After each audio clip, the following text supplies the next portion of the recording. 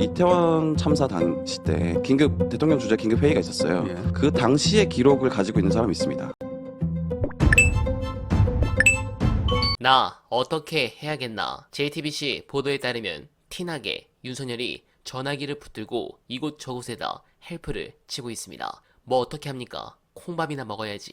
일단 오늘 윤석열 측에서 엄청난 발언들이 많이 나왔는데 가장 놀라운 것은 이겁니다. 지가 수사해서 빵에 보낸 거 아닙니까? 웃기지도 않은데 특히 윤 측은 대통령 입장에서는 법률적 개념으로서 내란죄에 대해서는 일고의 고민도 하지 않지만 현실적으로 수사기관이나 저렇게 하니 수사 대응이 있을 것이라며 생일인 내일에는 공수처에 출석하지 않겠다고 선언했습니다. 그렇다면 긴급 체포를 할 수밖에 없는데 내일 여러 가지 일들이 많이 터질 것 같습니다. 이제 중요한 건 결국 헌재입니다. 헌재 재판은 결국 여론이 좌우할 것입니다. 그래서 빨리 윤두창을 구속시켜 학문 검사를 통해 기생충이 있는지 확인하고 특검이 출범해 공식 브리핑을 통해서 내란죄의 진실을 밝혀야 하는데 제 생각에 윤석열 지지율이 4%로 떨어질 보도가 임박한 것 같습니다. 총 2개인데 그중 정보지글에 돌았던 썰이긴 한데 사실이면 헌재 판결이 훨씬 빨라질 것 같습니다. 영상 보시고 이어가 보겠습니다.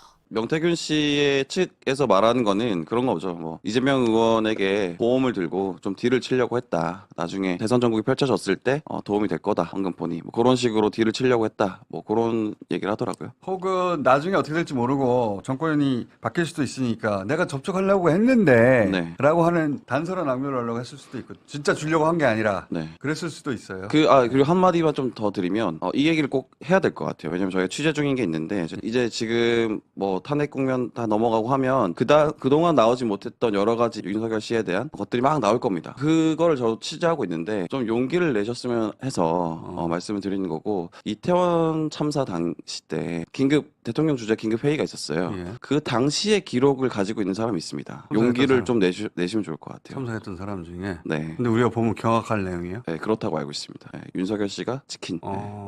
그 제가- 참사 당시에 도대체 어떤 지시를 내렸고 네. 어떤 말을 했고 그거를 보면은 정확하게 윤석열 씨가 어떻게 국정 운영을 했고 이 나라를 어떻게 바라보고 있었는지에 대해서 알 수 있을 거다. 라고 제보를 받았고 사실 이거는 다른 그 제보자나 취재원에게 말하지 않고 제가 밝히는 건데 이 자리에서 왜냐면은 이 여론을 좀 보시면 좋을 것 같아요. 빨리 그 제보를 확보해서 그것이 메모의 형식인지 뭐 녹음의 형식인지 모르겠는데 빨리 확보해서 공개해야 되겠는데? 메모의 형식은 아닙니다. 기록입니다. 기록. 기록이에요? 네. 그렇게 제보를 받으셨고. 네, 그러니까 저도 이제 접촉을 하고 있어요. 그게 가지고 있다는 사람과. 근데 그분이 이제 용기를 못 내고 있는 상황이어서. 지금 이 국면에서도 그러니까요. 예, 그게 사람들의 생각과 다를 수 있습니다. 당사자는. 조금만 용기를 내주시라. 네, 명태균 게이트를 최초 보도한 박형광 기자라서 상당히 기대가 됩니다. 이게 끝이 아닙니다. 지지율이 계속 떨어지면 폭로가 더 많아질 것이고 그 폭로를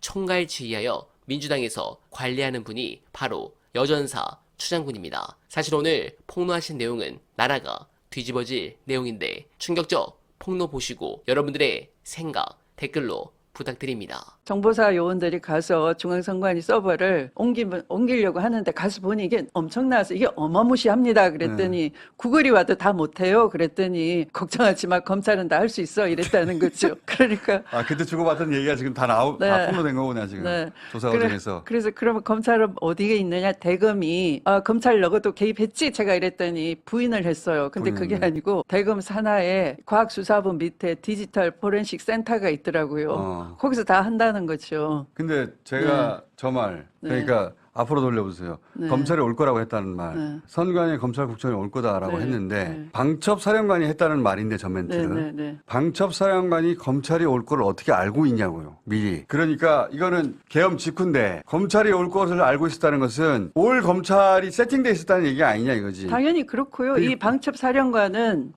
일요일 하고 당연히 이제 연휴니까 주말이니까 하고 월요일까지 휴가를 냈어요. 사실 월요일 휴가를 낼 수가 없는 날인데, 왜냐하면 월요일에 뭔가 뭐 임명장 수여식이 있었다는 거, 공식 행사가. 근데 그걸 다 치우고 잠적을 한 거예요. 그러면 이 준비를 다 했다는 거죠. 방첩 사령관은 반복해서 말하지만 계엄 직후에 검찰 올 거야 네. 하는 걸 자기가 알 수가 없고, 그리고 실제로 이제 왔을 것 같은데 만약에 네, 그냥 네. 계속 진행됐으면 그 검찰은 미리 준비해 올 거 아니에요, 바로. 그러니까 검찰 내부에 계엄이 진행된다는 걸 아는 사람이 있었다는 거죠. 당연히요. 그 사람을 찾아야 된다는 거죠. 네. 그리고 이제 박성재 장관은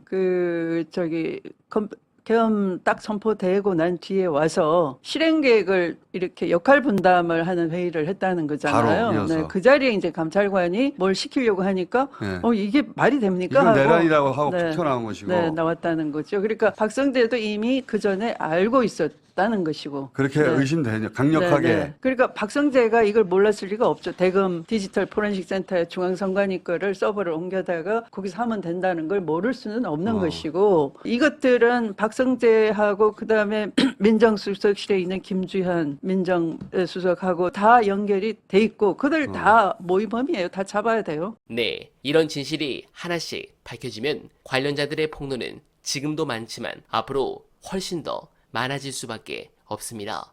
물론 명태균이 지금 민주당에 딜을 건 것은 사실이고 구속 전부터 송영길 대표에게 SOS를 친 것도 사실이지만 여기서 뭔가 나올 가능성은 없습니다. 명태균은 그냥 정권 교체 뒤 탈탈 털어서 계속 빵에 있으라고 하면 됩니다. 그리고 이 건으로 뭔가 지지율이 더 떨어지지 않을 이유는 있습니다. 이런 표결이 나온 결정적 이유는 조중동 때문이라 생각합니다. 저들이 윤두찬과 국짐의 만행에 대해서는 보도량을 확 줄이고 다시 민주당과 이재명 대표를 공격하며 지지층을 붙잡고 있기 때문입니다. 그런데 내란 부분에서 폭로가 터지며 이 뚝이 한 번 더 무너지면 503호 시절처럼 그때는 손을 쓸 수 없을 정도로 한 번에 무너질 것입니다. 그 시기가 만약 헌재 탄핵 심판에 맞물려 터지면 무조건 인용이 나올 수밖에 없습니다. 그런 부분에서 저는 이번 윤석열 내란 범죄와 탄핵 국면으로